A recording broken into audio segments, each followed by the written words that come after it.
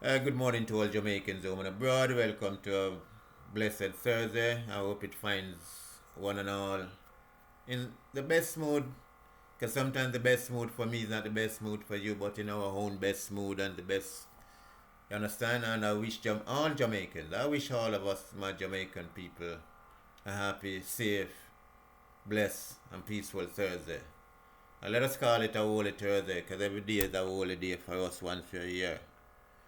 Now, I want to jump on something here because last year March when I started this YouTube channel, one of my early video posted was about a groundbreaking ceremony that took place out in Content District in St. Catherine. That was published in the Gleaner somewhere about the 18th of March, somewhere thereabout, but the groundbreaking ceremony took place, I think, on the 14th of March. Now, I want to go back to that ground publication and read what it said. And read what it said because it takes us back to a Gleaner headline that I saw this morning. On March 14, 2024, ground was officially broken for the COBRE water treatment plant in Content District, St. Catherine. This plant will provide significant improvement in water quality and supply to over 600,000 Water Commission customers in Kingston and St. Andrew and St. Catherine alike. The project is slated to be completed in 2 years.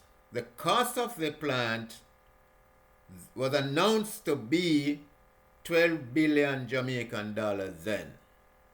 That is in 2024. I go on. The COBRE treatment plant will be done via a public-private partnership arrangement. It involves a water purchase agreement, it's a WPA, to be incorporated by or on behalf of Vinci Construction Grand Projects, VCGP, Epley Limited, and Panjam Group Limited.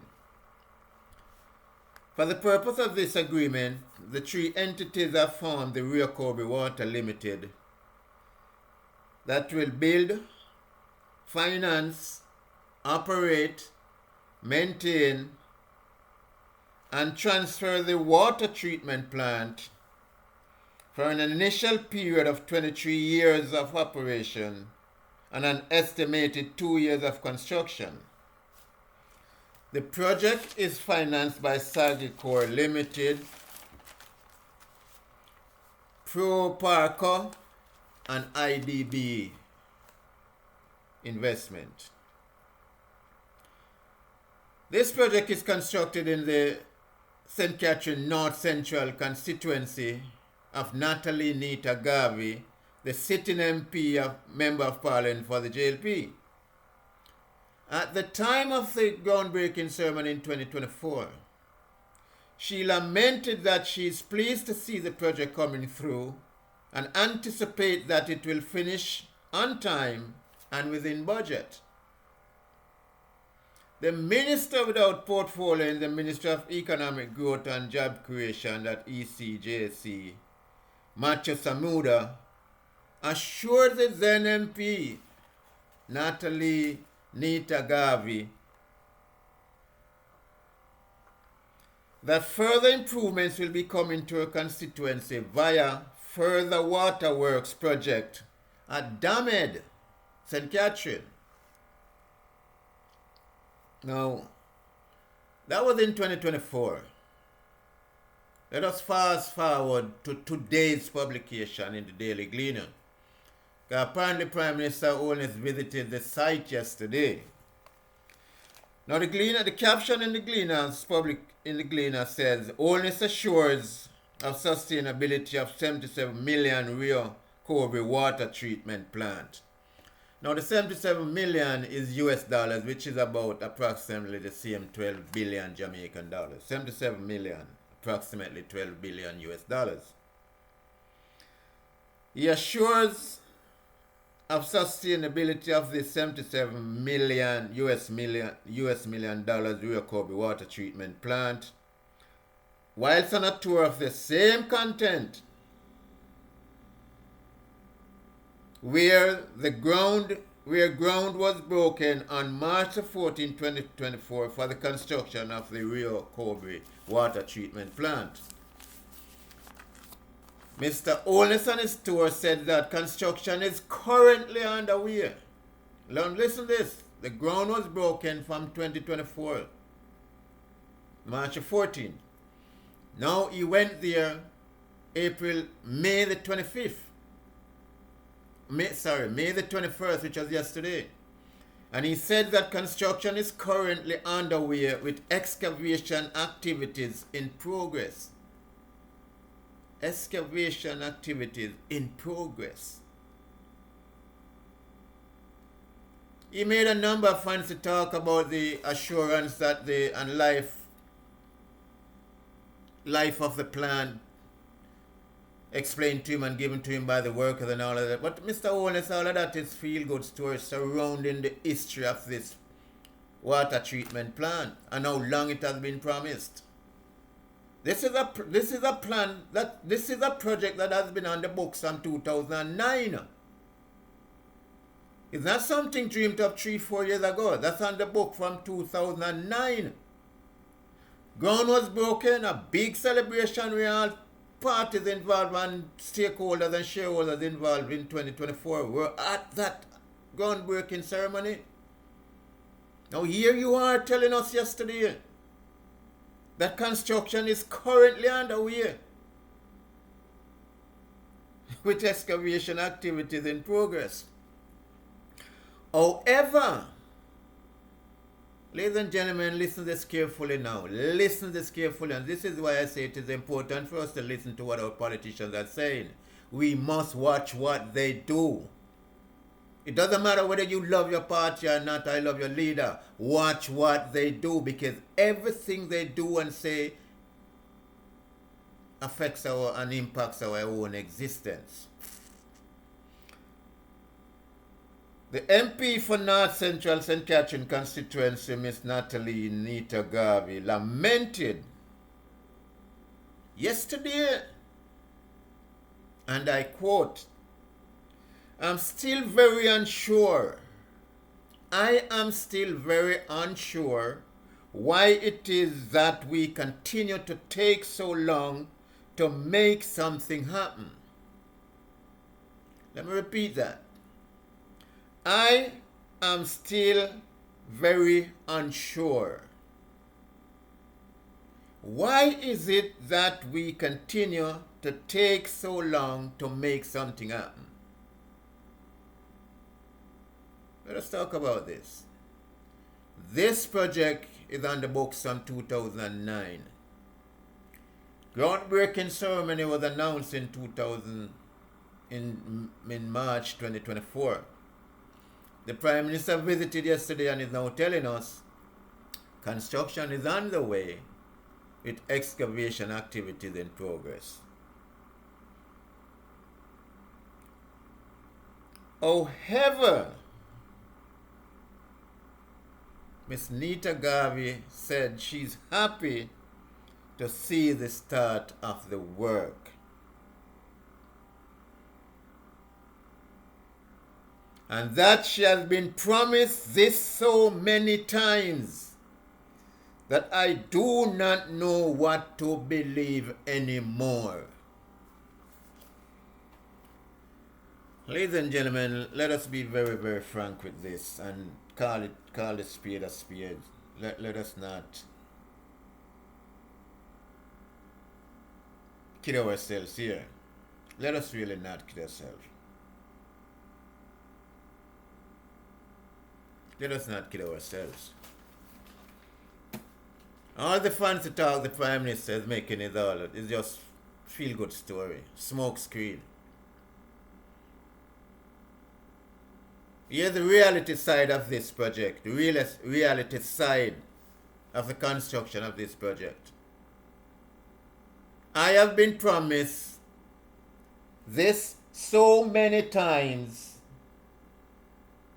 that I do not know what to believe anymore. Now your own MP is commenting on you about that, because Actually, what she's saying is, each time that my prime minister and my minister of works, and my own government promise me that this will happen on such and such a time, I go back to my constituents, because even in this, I left out a section where she raised concern that her own constituents in Sligoville is dying for water. People in Sligoville hungry for water.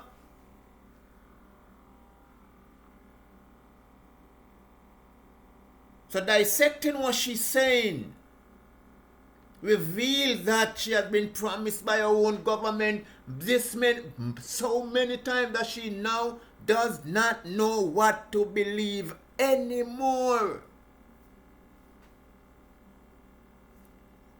Look at the word she used. I do not know what to believe. She could have stopped it there. I do not know what to believe anymore. Which is telling us, ladies and gentlemen, she won't believe one goddamn thing the Prime Minister is saying until she sees this plant up and running. Because she cannot no longer go back to her constituents and keep promising them, while your Prime Minister is telling you to vote for him, while he's misleading you, deceiving you, misinforming you. For what reason? I know your country is in election, Mr. Mode, Mr. Prime Minister, and your party is in election here and all of these things with the PMP. And I've said before, I don't know, people are jumping up behind both parties blindly and not really taking stock of what is really happening, because the PMP has nothing really to offer the country. That's clear as day. They have done everything to give the election, when it is called, give victory of to the JLP. They have done everything to give the victory to you, Mr. Prime Minister, and your JLP. The PMP has done everything in that regard to hand victory to you. But if people look closely at what you're doing, what your party is also doing, they will understand, come away with the understanding that the JLP is also doing everything to put the victory in the hands of the PMP. I've said it before and I'll say it again. None of you parties are better than the other. None. None. And this is why you keep calling out each other as liars and thieves and corrupt. Notice the three words you use to describe each other. Liar, thieves, corrupt.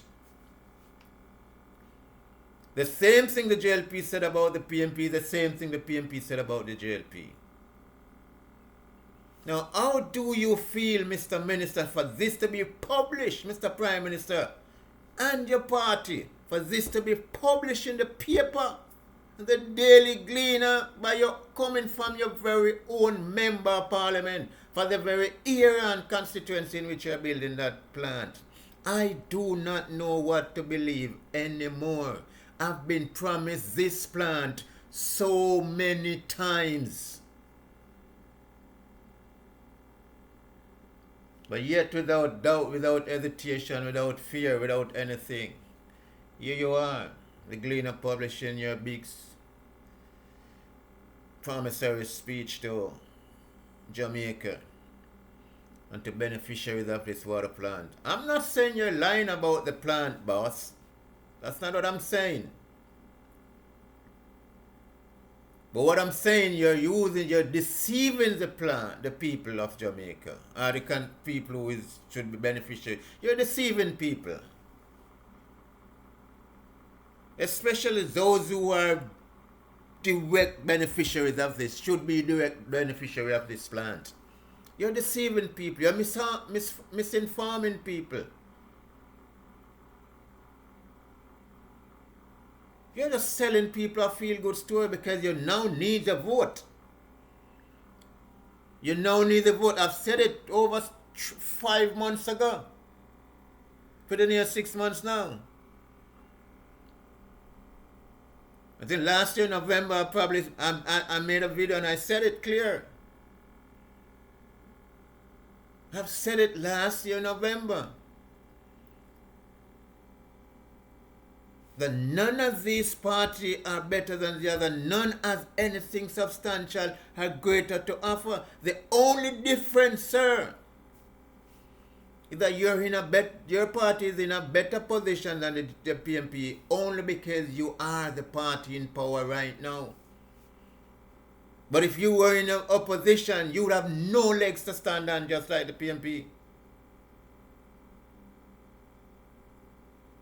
Because none of you people are honest with the country. You're not even honest to your own self. Deceit, misinformation. And don't tell me this is not a big disrespect to the voting public. It is a big disrespect to the voting public. The member of parliament for the very constituency is saying it loud and clear. I do not know what to believe anymore because I've been promised this so many times. As happy as I am to see that work has started, I do not know what to believe anymore, Mr. Prime Minister. I'm quoting the words of Miss Natalie Tagabi, MP for North Central St. Catherine constituency. I'm quoting her words. I made a promise, sir, when I first spoke about this plant back in March last year. It was about April I made that video. March. I made the video probably a day after the publication. It was published in the Gleaner. The groundbreaking ceremony was published in the Gleaner. And I made a vow to follow this through to the end. And every now and then I'll drop snippet of it in videos that I'm posting. I'm gonna follow this project. And I've said it loud and clear, so I'm not hiding, because I'm not here for JLP or PNP. I'm here for Jamaica. Jamaica. I'm following the groundbreaking ceremony that I see you people with Water Commission again. It happened about a month before the last strike Water Commission went on. I don't have the dates and the exact details on it in front of me right now. But I can tell you that groundbreaking ceremony, we had the tree planting ceremony. I don't know if you must remember that, second. NEPA was there. Water Commission was there because it was all about creating water catchment area.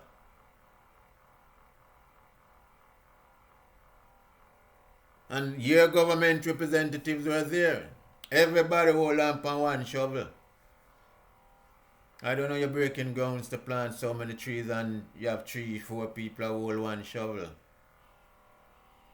All them feel good PR stunt in front of people to con people into believe that a lot of great things are going on. Yes, great things may be going on. And if great things are going on, sir, then the government and yourself don't need to be selling people false hope or selling people feel good story.